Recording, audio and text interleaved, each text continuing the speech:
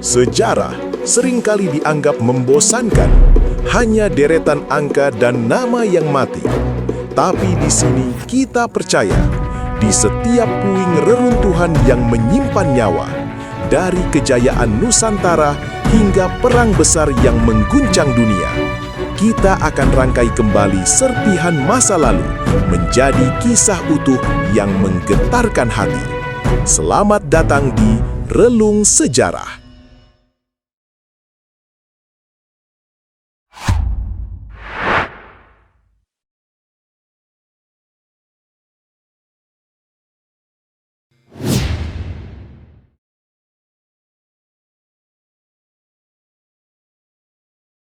Bayangkan kalian berdiri di Trowulan, Mojokerto hari ini.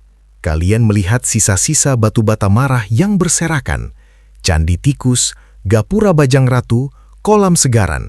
Hanya itu yang tersisa, puing-puing bisu. Padahal 600 tahun yang lalu, tempat ini adalah New York-nya Asia Tenggara. Jalanannya padat, pasarnya riuh dengan pedagang dari Tiongkok, Arab, dan India. Istana emas Hayam Wuruk berdiri megah, dijaga oleh pasukan Bayangkara yang elit. Sumpah Palapa Gajah Mada menggema, mengikat ribuan pulau di Nusantara di bawah Panji Surya Majapahit. Lalu, kemana perginya semua itu? Bagaimana mungkin sebuah kekaisaran superpower yang armadanya disegani kekaisaran Cina dan Mongol bisa lenyap begitu saja dari muka bumi? Buku sejarah lama sering memberi jawaban instan. Majapahit hancur diserang Demak, atau karena kutukan Sabdo Palon, atau karena wabah penyakit. Tapi Sobat Relung Sejarah, bagaimana jika saya katakan bahwa itu semua kurang tepat? Bukti-bukti arkeologis tidak menunjukkan adanya lapisan abu tebal di Trowulan akibat pembakaran massal di tahun 1478. Tidak ada tanda-tanda pembantaian mendadak. Majapahit tidak mati karena dibunuh orang asing. Majapahit mati karena bunuh diri perlahan. Ia mati karena penyakit dalam yang tidak diobati. Ia mati karena dompetnya kering. Ia mati karena ditinggalkan oleh zaman. Hari ini, kita akan membongkar mitos sirna ilang kertaning bumi. Kita akan menyelidiki penyebab asli yang jauh lebih logis dan tragis tentang lenyapnya sang naga dari peta dunia. Sebelum kita bicara soal kematian, kita harus paham dulu apa yang membuat Majapahit hidup. Di era Hayam Wuruk dan Gajah Mada, abad ke-14, Majapahit memiliki sistem yang sempurna. Secara politik, mereka punya sistem mandala. Raja-raja daerah tunduk pada Majapahit, bukan karena dijajah, tapi karena mengakui hegemoni dan perlindungan Majapahit. Secara ekonomi, Majapahit adalah kerajaan agraris maritim. Mereka punya sawah yang sangat subur di pedalaman Jawa, penghasil beras, dan mereka menguasai pelabuhan-pelabuhan di pesisir utara, Tuban, Gresik, Surabaya, untuk perdagangan rempah. Beras ditukar dengan rempah dari Maluku, lalu rempah dijual ke pedagang internasional. Emas mengalir deras ke kas Majapahit. Semuanya tampak sempurna, terlalu sempurna. Hingga akhirnya, Hayam Wuruk wafat pada 1389, dan Gajah Mada sudah lebih dulu pergi. Majapahit kehilangan kompasnya.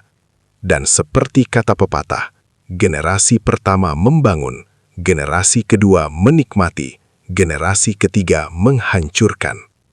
Muncullah masalah pertama, kanker yang mulai menggerogoti tubuh Majapahit. Perebutan takhta.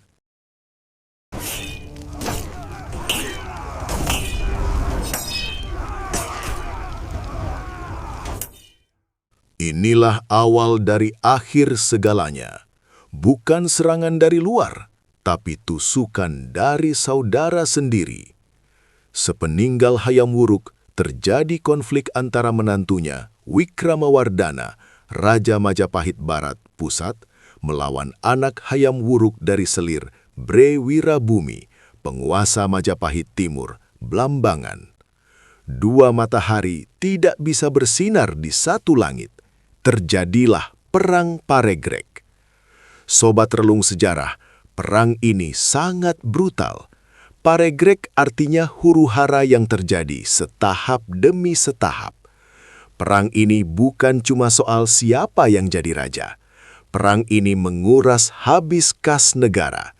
Bayangkan, uang yang seharusnya dipakai untuk merawat candi, membangun irigasi, atau memperkuat armada laut, malah dipakai untuk membayar tentara bayaran guna membunuh saudara sendiri.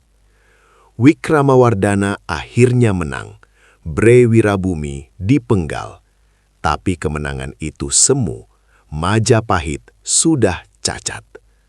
Dampak perang Paregreg sangat fatal. Daerah bawahan kecewa. Raja-raja di luar Jawa, Palembang, Kalimantan, Maluku melihat Majapahit sibuk berkelahi sendiri. Wibawa pusat runtuh. Mereka mulai melepaskan diri satu persatu. Buat apa setor upeti kalau Majapahit tidak bisa melindungi kita? Kelaparan, sawah-sawah rusak karena perang. Hutang budi ke Cina. Dalam perang ini ada insiden di mana utusan Laksamana Cheng Ho dari Cina ikut terbunuh secara tidak sengaja. Majapahit harus membayar denda emas yang sangat besar ke dinasti Ming. Ini membuat ekonomi makin bangkrut. Saat Majapahit sibuk perang saudara di pedalaman, dunia di luar sana sedang berubah cepat. Di Selat Malaka muncul kekuatan baru, Kesultanan Malaka. Di pesisir utara Jawa, bandar-bandar pelabuhan seperti Demak, Tuban, Gresik, dan Jepara semakin kaya raya. Inilah penyebab kedua, dan mungkin yang paling mematikan, pergeseran ekonomi. Dulu, pelabuhan-pelabuhan ini adalah ATM-nya Majapahit. Syah Bandar, kepala pelabuhan, ditunjuk oleh Raja Majapahit dan menyetor pajak ke pusat. Tapi, seiring masuknya Islam yang dibawa oleh pedagang kaya dari Gujarat, Arab, dan Cina, para adipati di pesisir ini mulai memeluk Islam. Ini bukan sekedar perpindahan agama, sobat. Ini adalah perpindahan aliansi dagang. Pedagang Muslim internasional lebih suka berlabuh di pelabuhan yang dipimpin oleh sesama Muslim. Hukum dagang Islam lebih menjamin kepastian bagi mereka saat itu. Akibatnya, pelabuhan-pelabuhan pesisir utara Jawa, Pasisir, menjadi sangat kaya dan mandiri. Sementara Majapahit di pedalaman, Trowulan, yang masih Hindu-Buddha, semakin terisolasi. Mereka masih mengandalkan pertanian, padahal uang dunia saat itu ada di rempah-rempah dan laut. Majapahit menjadi seperti dinosaurus di zaman mamalia, besar tapi lambat dan kelaparan. Pajak dari pesisir tidak lagi masuk ke Trowulan. Para adipati pesisir, seperti Raden Patah di Demak, merasa sudah cukup kuat secara ekonomi dan militer. Mereka tidak lagi butuh Majapahit. Jadi, Majapahit tidak runtuh karena diserang. Majapahit runtuh karena bangkrut dan ditinggalkan.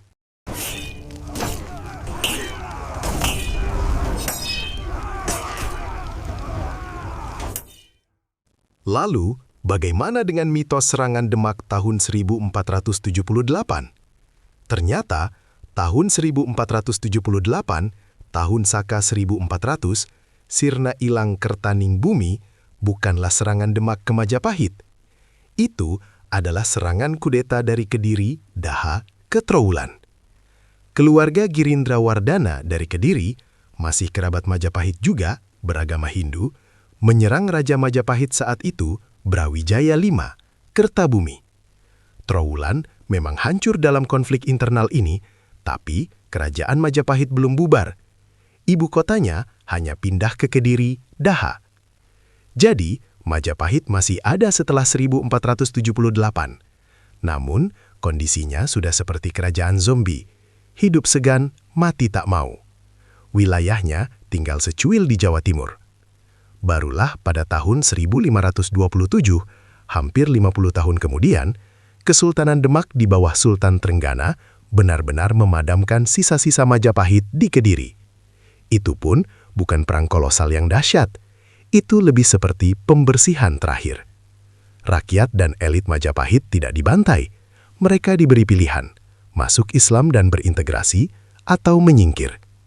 Banyak yang memilih menyingkir ke pegunungan, Tengger, ke timur, Blambangan, Banyuwangi, dan menyeberang ke Bali.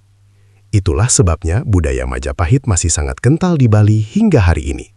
Mereka membawa serta naskah-naskah sastra, gamelan, dan tata cara ibadah mereka ke tempat yang aman.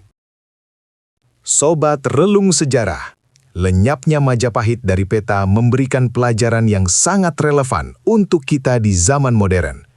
Majapahit tidak hancur karena musuh yang lebih kuat.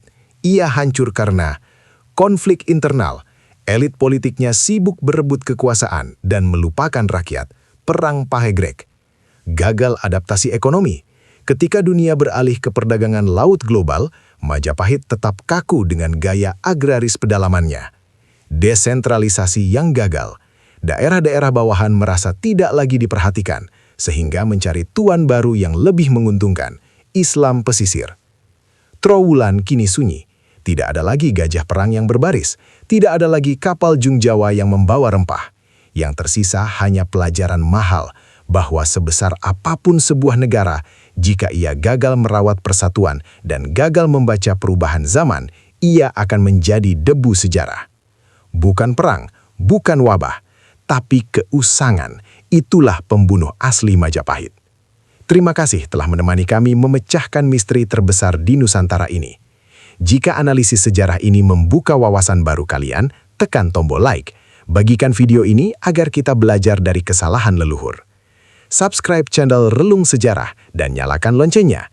Tuliskan di kolom komentar. Menurut kalian, apa yang paling mirip antara kondisi Majapahit akhir dengan dunia saat ini? Sampai jumpa di penelusuran sejarah berikutnya. Rahayu.